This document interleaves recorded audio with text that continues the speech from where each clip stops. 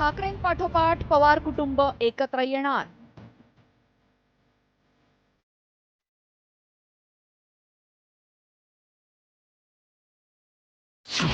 राष्ट्रवादीचं विलिनीकरण भाजपाच्या अटींवर.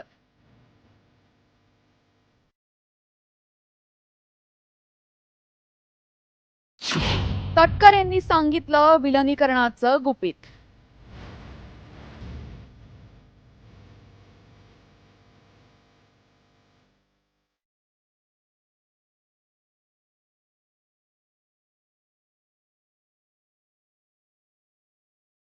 ठाकरे बंधू एकत्र आल्यानंतर राष्ट्रवादीच्या विलिनीकरणाच्या चर्चेनं जोर धरलाय.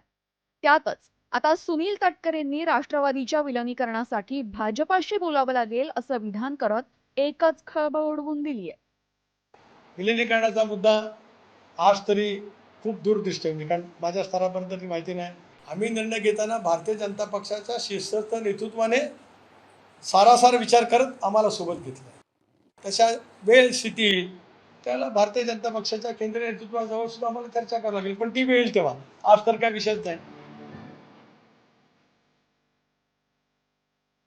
तटकर यांच्या या विधानानंतर विरोधकांच्या हाती आयतं कोवितच मिळालं.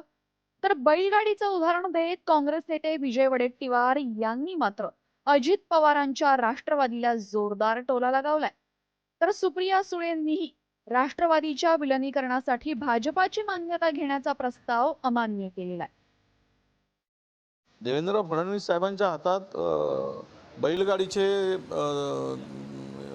हातात तुतारी आहे. ती तुतारी नाही आपल्याकडची शेतावरची तुतारी, ते फुंकणारी तुतारी नाही. आणि त्यांच्या बैलगाडीला कोण जुंपले आहेत हे महाराष्ट्राला माहीत आहे. त्यामुळं त्या बैलांना चारा खायचा असेल, बंडीला व्यवस्थित चालायचं असेल तर तुतारीचा डोस कुठून मागून बसला की तसे तसे ते चालतात, वागतात. जेव्हा आम्ही अलायन्स केले तेव्हा आम्ही अलायन्समध्ये नेहमी सन्मानच केला.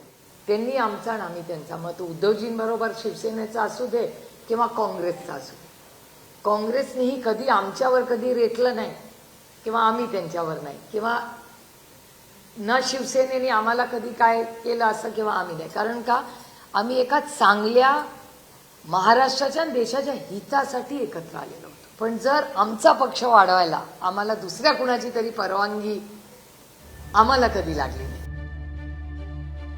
खरं तर राज ठाकरे आणि उद्धव ठाकरे एकाच व्यासपीठावर आल्यानंतर सगळे मतभेद विसरून एकत्र येणं चांगलंय असं म्हणत पवारांनी राष्ट्रवादीच्या विलिनीकरणाबाबत सकारात्मक संकेतच दिले होते. त्यानंतर आता तटकर यांनीही विलिनीकरणाची चर्चा छेडल्याने आगामी काळात ठाकरे बंधूंप्रमाणे पवार काका पुतणे एकत्र येणार की आपले पक्ष कायम ठेवून लढणार याकडे राज्याचं लक्ष लागलंय. ब्युरो रिपोर्ट, साम टीव्ही न्यूज. आता isakal.com आहे देशातील नंबर 1 ची मराठी न्यूज वेबसाईट. प्रत्येक अपडेटसाठी isakal.com ला नक्की भेट द्या.